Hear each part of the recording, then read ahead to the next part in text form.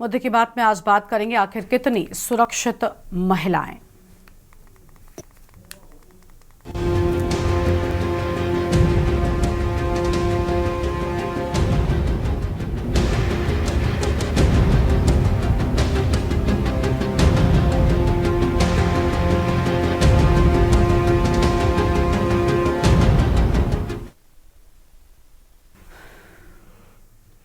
महिला सुरक्षा को लेकर की जाने वाली तमाम कवायदें फेल साबित होती जा रही हैं। आए दिन कहीं न कहीं आधी आबादी की न सिर्फ उत्पीड़न और अन्याय बर्दाश्त करना पड़ता है, बल्कि जीवन भी गंवाना पड़ रहा है। कभी ऑटो चालक या ऐसे ही किसी पेशे से जुड़ा अजनबी किसी महिला को प्रताड़ना का शिकार बनाता है, और कहीं और नहीं, प्रदेश की राजधानी पहुंची एक अकेली महिला को ऑटो चालक के रूप में भेड़िया छिपा रहा।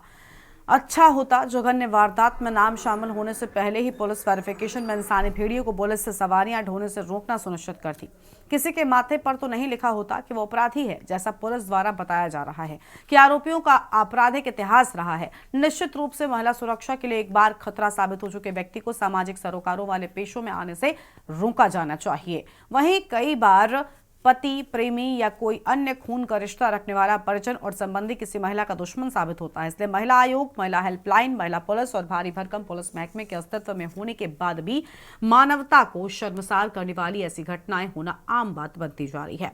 झांसी में शराबी पिता रविंद्र अहरवार ने 12 मासूम बेटे के सामने अपनी पत्नी संगीता को पीट कर मारा जा चुका है। इसके अलावा सोनभद्र जिले से चौंकाने वाला मामला सामने आया है। यहां युवक ने शादी को ही ठगी का जरिया बना लिया। अब तक अलग अलग 9 जिलों की महिलाओं को फंसाकर शादी करने के बाद महिलाओं के नाम लाखों रुपयों का लोन हड़प कर उन्हें चलता कर चुका है। खास बात तो यह है कि इसके लिए वो ऑनलाइन मैट्रिमोनियल साइट्स के साथ जान पहचान का उपयोग करता रहा है। निश्चित तौर पर समय आ गया है पेशागत बराबरी में स्वयं को साबित करती आ रही महिलाओं को पूर्ण सुरक्षा का भरोसा दिया जाना चाहिए। इसके लिए सरकार, शासन, प्रशासन और समाज के सभी वर्गों के संयुक्त प्रयास होने ही चाहिए, क्योंकि ऐसे ही जारी रहा तो भविष्य वर्तमान समाज को लानतें देगा।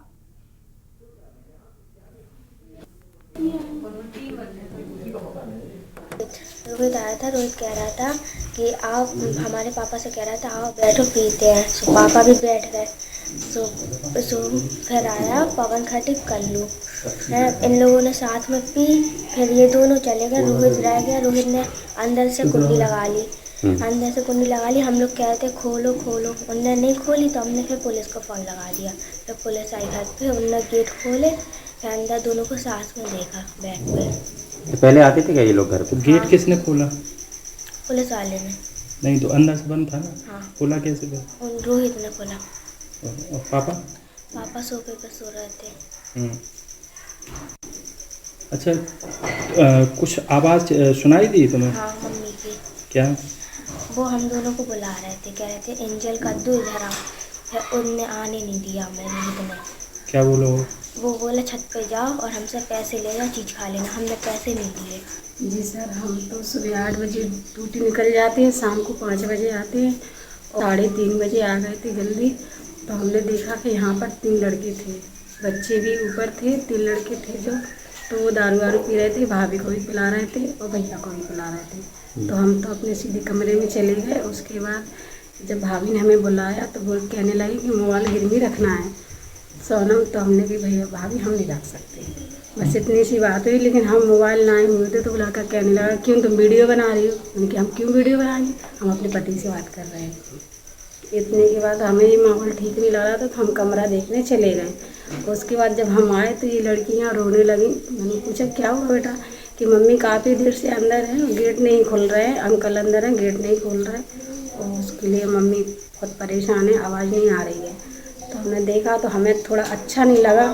तो हमने कहा चलो ठीक है, अभी थोड़ी देर में खुल जाएंगे, आप लोग हमारे ऊपर चलो, वहाँ बैठ जाओ। बच्चों से हमने ये बोला और करीबन 7 बजे के करीब लगाया सर। आवाज़ कब तक आई? आवाज़ तो ये बच्चों को आ रही थी, हम आए जब तो हमें कोई आवाज़ नहीं आई सर। कोतवाली थाना क्षेत्र के लक्ष्मी गेट बाहर मोहल्ले में आज संगीता अहिरवार, जिनकी उम्र करीब 36 वर्ष है, इनकी डेड बॉडी इन्हीं के बेडरूम में मिली है।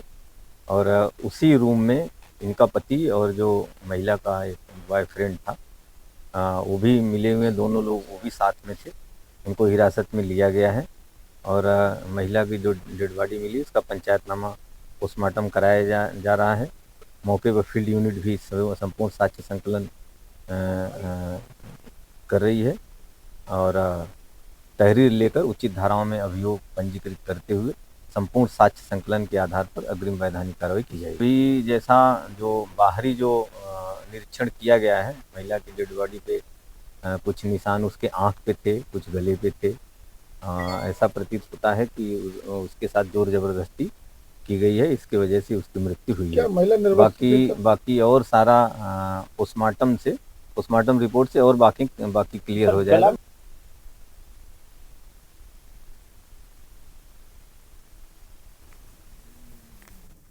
श्रीमती किरण डॉटर ऑफ स्वर्गीय बहादुर निवासी मड़ैया वार्ड नंबर 24 खलीलाबाद जनपद संत कबीर नगर थाना रॉबर्ट्सगंज पर लिखित सूचना दी कि वर्ष 2019 में इनकी बात फोन के जरिए राजन गहलोत निवासी सहजन खुर्द थाना रॉबर्ट्सगंज जनपद सोनभद्र से हुई थी।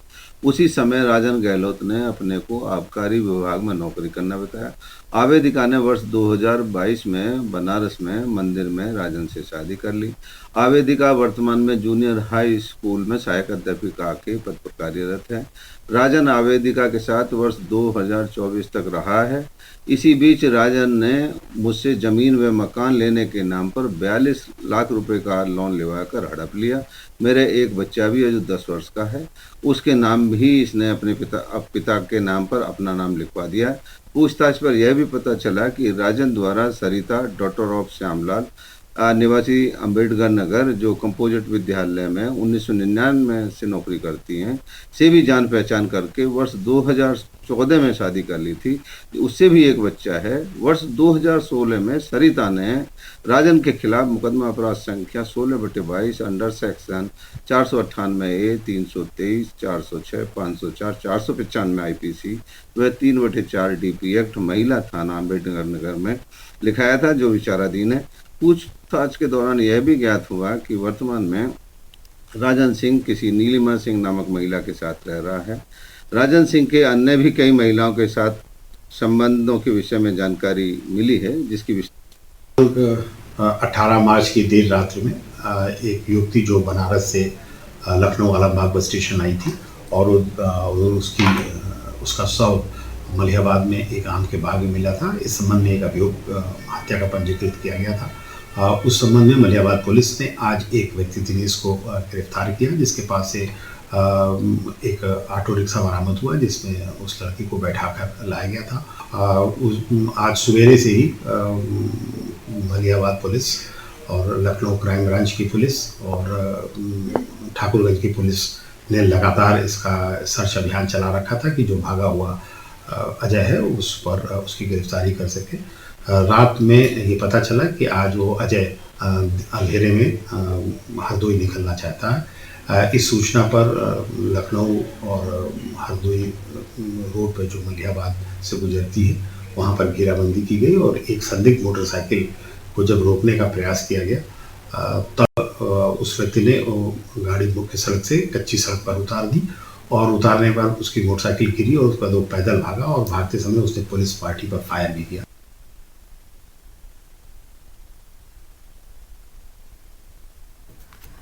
इस मुद्दे पर आज हम विस्तार से करेंगे चर्चा। खास मेहमानों का पैनल हमारे साथ में जुड़ रहा है।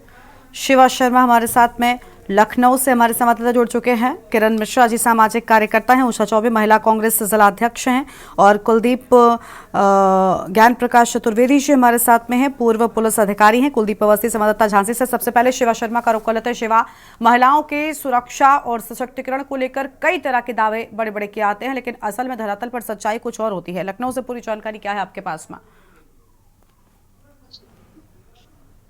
लखनऊ में जो घटना हुई है वो कहीं ना कहीं एक पुलिस व्यवस्था की पोल खोल रही है, क्योंकि एक लड़की जो वाराणसी से बैंक ट्रेनिंग करके लखनऊ लौटती है, आलमबाग बस स्टैंड पर आती है और वहां से वो ऑटो अपने घर जाने के लिए करती है, अपने भाई के घर जाने के लिए करती है।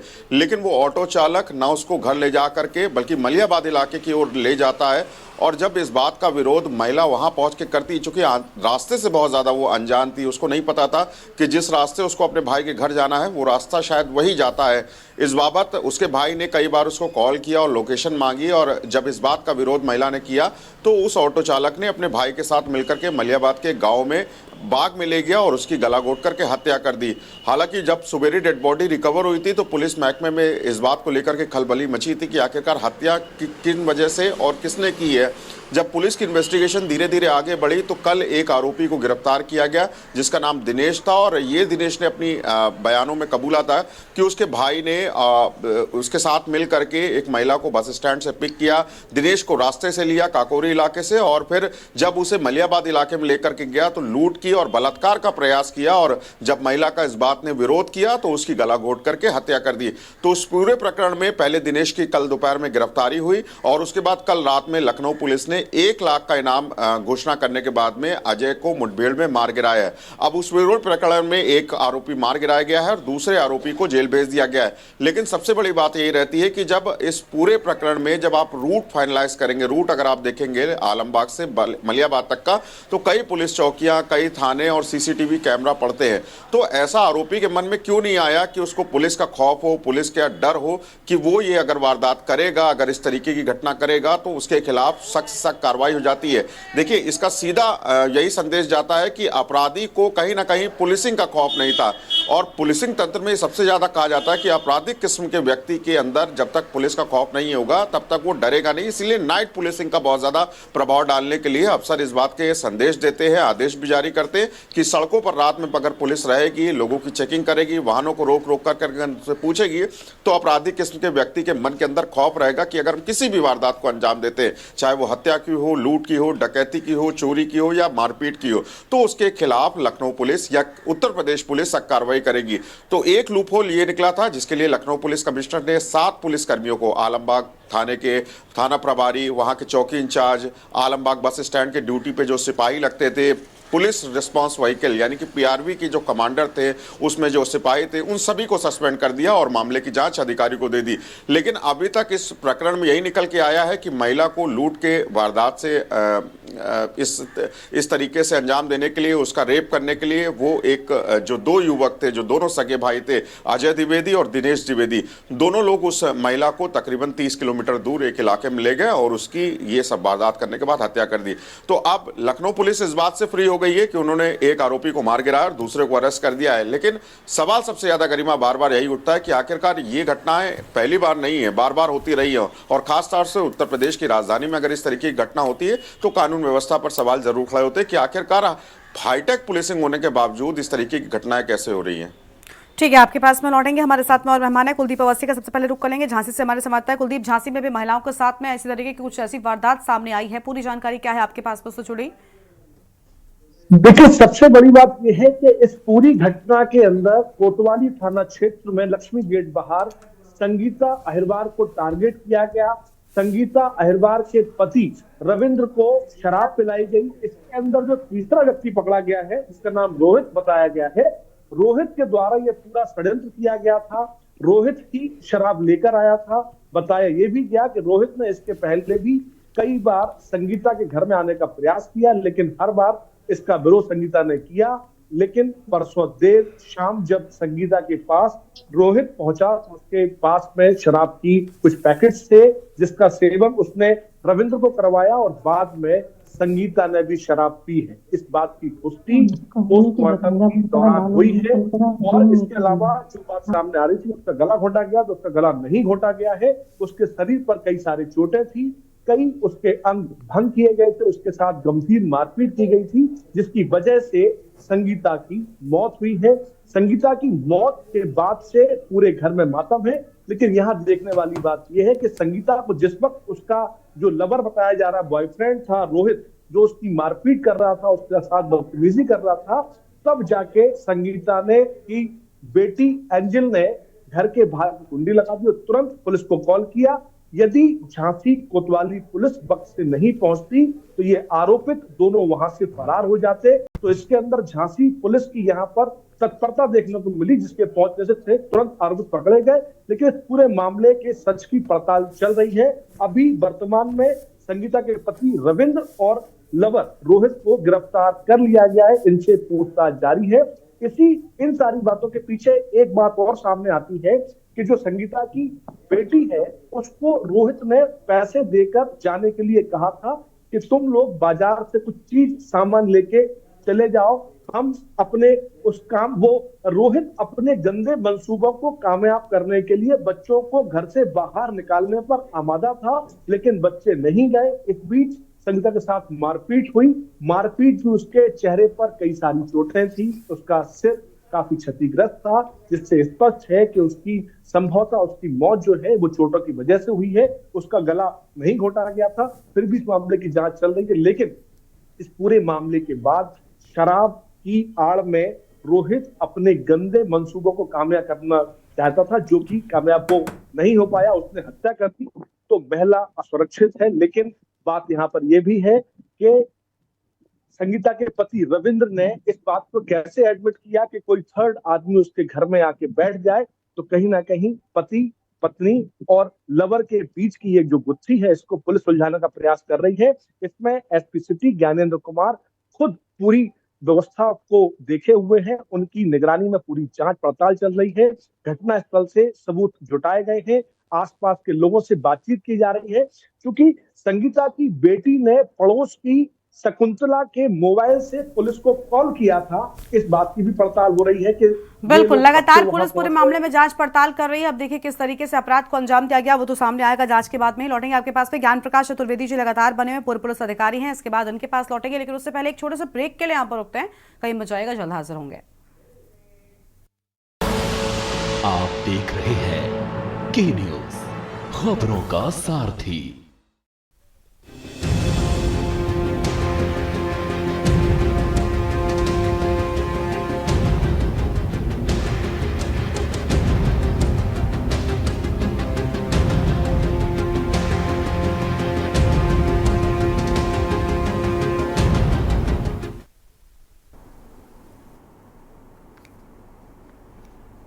ब्रेक के बाद आप सभी का स्वागत है। खास मेहमान हमारे साथ में लगातार बने हुए ज्ञान प्रकाश चतुर्वेदी जी का रुख कर लेते हैं। हमारे साथ में लगातार बने हुए हैं पूर्व पुलिस अधिकारी हैं। बहुत स्वागत सर आपका। सर, इस तरीके के अपराध अंजाम दिया जा रहा है, पुलिस महकमे का डर अगर बढ़ेगा तो कहीं ना कहीं अपराधों में लगाम भी होगी। हम ये बात बिल्कुल स्वीकार करते हैं कि घटनाएं हो जाने के बाद पुलिस एक्टिव होती है, लेकिन क्या हो कि अगर एक पुलिस का खौफ, ठीक है मित्र पुलिस का एक चेहरा भी होना चाहिए, लेकिन पुलिस का डर भी होना चाहिए ताकि ऐसे अपराधों की संख्या जो है वो कम हो।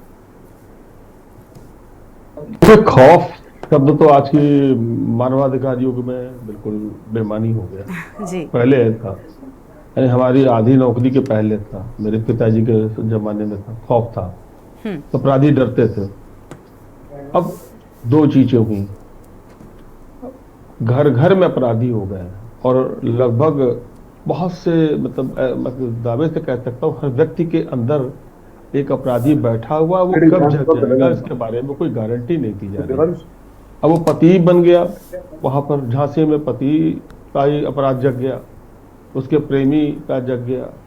उधर आपने देखा होगा मेरठ कांड में उस औरत का ही जग गया पति के प्रति। तो हर व्यक्ति अपने अंदर एक अपराध लेकर बैठा हुआ है। तो इस अपराध को दबाने की बड़ी व्यवस्था थी। पहले धर्म था, शिक्षा थी, संस्कार थे। आपके ये जो संवाददाता है, इन्होंने लगभग आपकी पूरी डिबेट को अकेले बर्बाद कर रखा है झांसी के। अगर मेरी आवाज जाए, एक तो बहुत समय खराब किया, ये बहुत ज्यादा। उनको प्लीज कहिए 2 मिनट हम लोग को बोल लेने थे, हम लोग को भी कहीं जाना रहे। प्लीज बाकी के संवाददाता प्लीज खुद को म्यूट कर दें ताकि बाकी मेहमानों की आवाज ठीक तरीके से हम तक पहुंच सके। जी ज्ञान प्रकाश जी, आप अपनी बात पूरी कीजिए। तो धर्म, संस्कार, शिक्षा, ये सारी चीजें हमें आप संयमित करती थी पहले। और उसके बाद पुलिस का खौफ नहीं था, पुलिस का बड़ा सम्मान भी था और पुलिस की दंड व्यवस्था बड़ी अच्छी थी। वो खुद भी दंडित करती थी। जो दंड बना है ना, दंड, लाठी को भी दंड कहा जाता है। अब तो उसका प्रयोग ही नहीं हो सकता है। शिवा ने मेरे साथ काम किया है, मुझे अच्छी तरह मालूम है। हम लोगों ने पहले 1089 हुआ करता था जब मैं लखनऊ का एसपी क्राइम था, और इसकी शुरुआत मेरे द्वारा ही की गई थी। ढेर सारे पत्रकारों ने मेरा साथ दिया था और कुछ लोगों ने मेरी हंसी भी उड़ाई थी, लेकिन मेरे उस समय एसएसपी डीआईजी थे राजीव कृष्ण साहब, उन्होंने बड़ा समर्थन दिया। वही बाद में 1090 बना, उसे अधिकारियों ने और आगे बढ़ाया। यानी महिलाओं के लिए हम लोगों ने, पुलिस ने काम बहुत किया। और आप ये देख भी रहे हैं कि मुझ जैसा अदना अधिकारी 1090 के निर्माण में बहुत बड़ा योगदान करता है।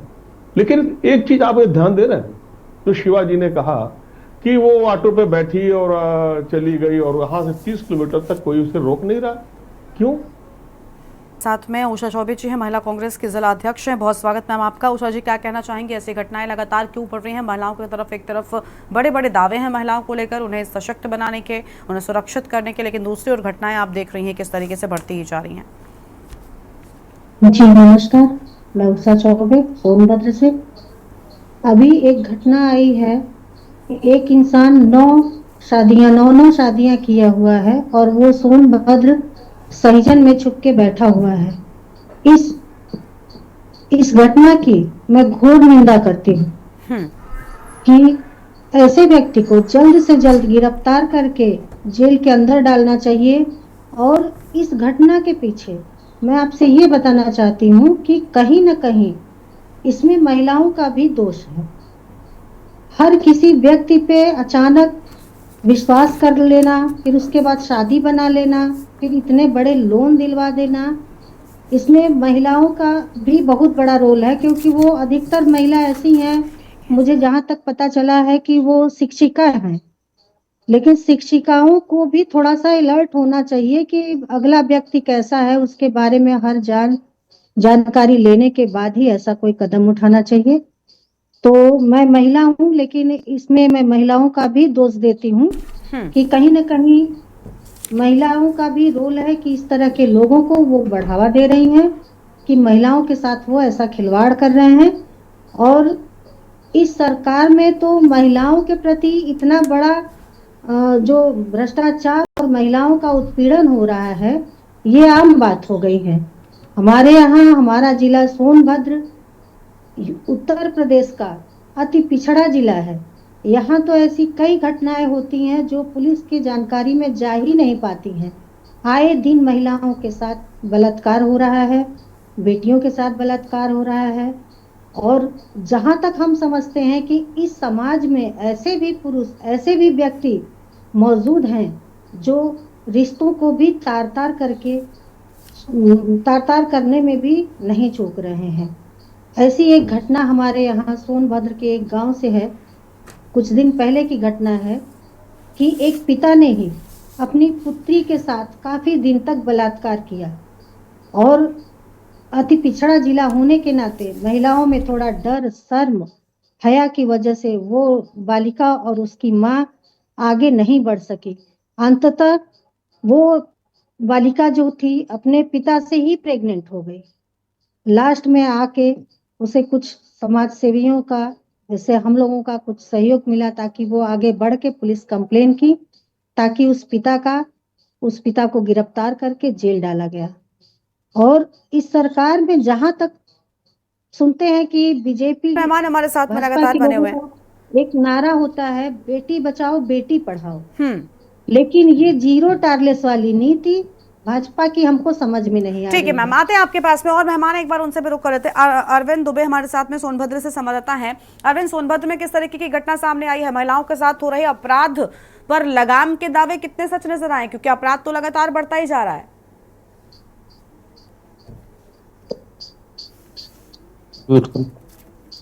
अरविंद, आवाज मिल रही है आपको हमारी? अरविंद, आवाज मिल रही है आपको? मेरी आवाज आ रही है? जी बोलिए अरविंद, बोलिए।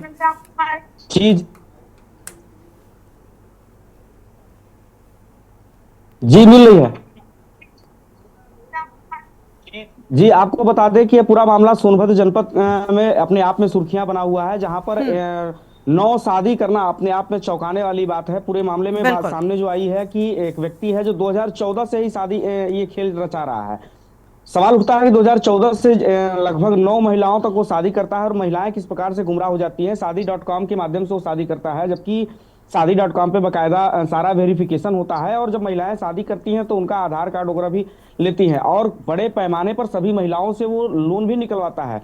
सबसे बड़ी बात कि वो ऐसे महिलाओं का सिलेक्शन करता है जो या तो गवर्नमेंट जॉब में है, खासकर शिक्षा विभाग में, चूंकि वो व्यक्ति भी टीचर है। जब मामले का खुलासा तब हुआ जब महिलाएं गई उस विद्यालय में जहां वो व्यक्ति पढ़ा रहा था और जाती हैं तो वहां 2-3 महिलाएं मिल जाती हैं और बोलती हैं कि किससे मिलने आई हैं, तो वो बोलती है अपने पति से। सारी महिलाएं एक ही बात बोलती हैं, पति कौन है, तो नाम एक ही आता है। इसके बाद मामले का खुलासा होता है। कुछ महिलाएं इसमें अपने परिजनों के साथ आई थी, जिसमें पिता और उनके भाई भी साथ में आए थे। इस दौरान जब महिलाएं थाने में जाती हैं तो प्रथम दृष्टया तो थाना भी सुन के चौंक जाता है, जिसके बाद पुलिस अधीक्षक तक मामला जाता है और एसपी कार्यालय से आदेश जाता है, जिसके बाद सभी मामले को जांच होती है और मामले में संबंधित धाराओं में अग्रिम कार्रवाई में जुटी हुई है, मामले की पड़ताल में जुटी। पूरा मामला जो है आरोपी तो सोनभद्र का रहने वाला है, लेकिन सभी महिलाएं, ज्यादातर महिलाएं के लिए और अहम जानकारी साझा करने के लिए तो अजनबी ही नहीं अपने भी लगातार अपराध को अंजाम दे रहे हैं। शिव, आपका भी शुक्रिया हमारे साथ जुड़ने के लिए। ताबड़तोड़ घटनाओं का आखिर जिम्मेदार कौन है, ये सवाल लगातार उठ रहा है और कितनी सुरक्षित महिलाएं, या आपने इन घटनाओं से देख लिया, एक तरफ अजनबी हूं या फिर अपने हूं, लगातार महिलाओं के साथ अपराध का ग्राफ बढ़ता ही जा रहा है और दूसरी ओर दावे फेल होते हुए दिखाई दे रहे हैं। इस बुलेटिन में इतना ही। देखते हुए के न्यूज़ इंडिया। नमस्कार।